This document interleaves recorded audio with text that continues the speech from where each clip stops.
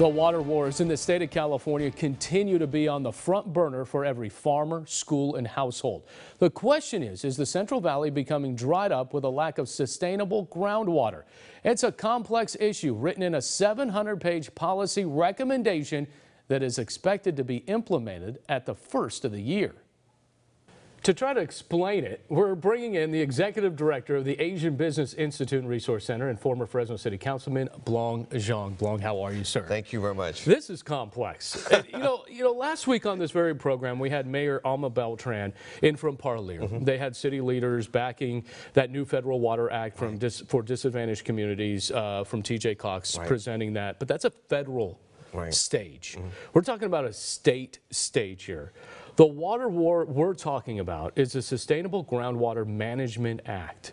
That is what? What is that? As you say, it's a complex issue. Passed in 2014, supposed to provide, or at least give us a direction how to have sustainable water moving forward. It's about a 25 year project. But again, it's going to impact everybody in the valley. But my work and my advocacy is for our small Southeast Asian Valley, which is about 2,000 or so small farmers here that's going to be directly impacted. So tell me what this is. You're talking about a long-term plan. It's going to be implemented at the first of the year. But what does that exactly mean? Exactly. Have you had a chance to look at the 700-page report? No. No. And even it's written in Sanskrit, by the way. Thank you. And then that's the challenge. It's supposed to be implemented. There's laws, legislation that says that there's supposed to be community engagement, right? So that we understand and that we are also participating. You talk to about 90+% of the folks. They're like us. It's like, what is that? We're not sure. What is it exactly? Again, it's a long-term plan. So you're having trouble with this. Let's put this disclaimer out. I'm not a water expert. I'm not a SGMA expert. But I understand what community engagement is. And there's legislation that says there has to be community engagement, that constituents should have an understanding of what this new policy does before it gets implemented. Okay, when it means it's becoming implemented, give me a sense of what people are going to actually, is there something tangible that we're going to see?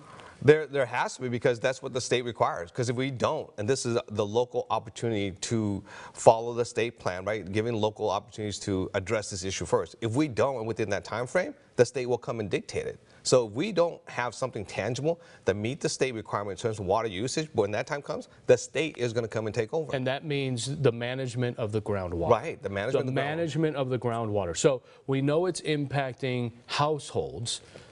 But it's the small farmers. We live off our produce and ag.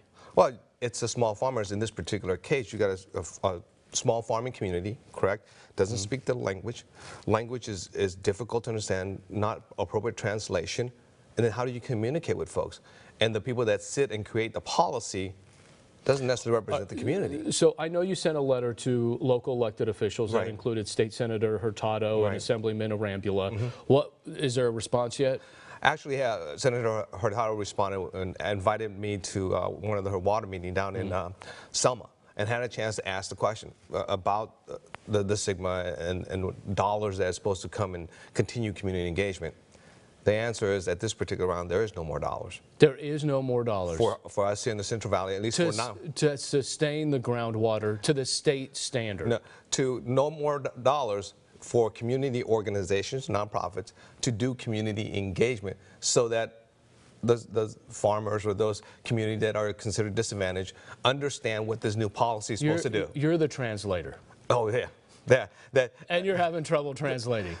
Remember the 700-page report we just talked about? Right. If we were to literally do that in Hmong, it would become about a 2,500 page. Oh my goodness. 2,500 page about water. Is there a solution, and is it resonating in Sacramento? It's challenging. Again, water is complex. Community aren't aware of this. And you know, for our community, we won't feel this until it's actually been implemented, then we become reactionary. And that's how complex water issue is going to happen. When Alex can't get the water that he wants or can't water where he does, 5 years from now, that's when he'll realize, oh, I should have said something before. But remember, this was passed in 2014. 2014. So here we are, almost 2020.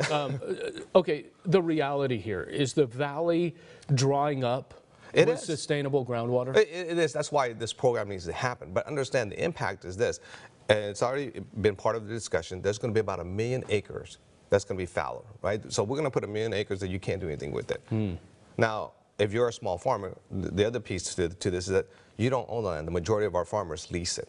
So communication is not done to you, Alex.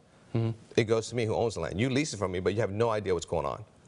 So whatever I'm here talking about it, the contract changes, the policy changes, you're out of business. Right. Well, this is a complex issue.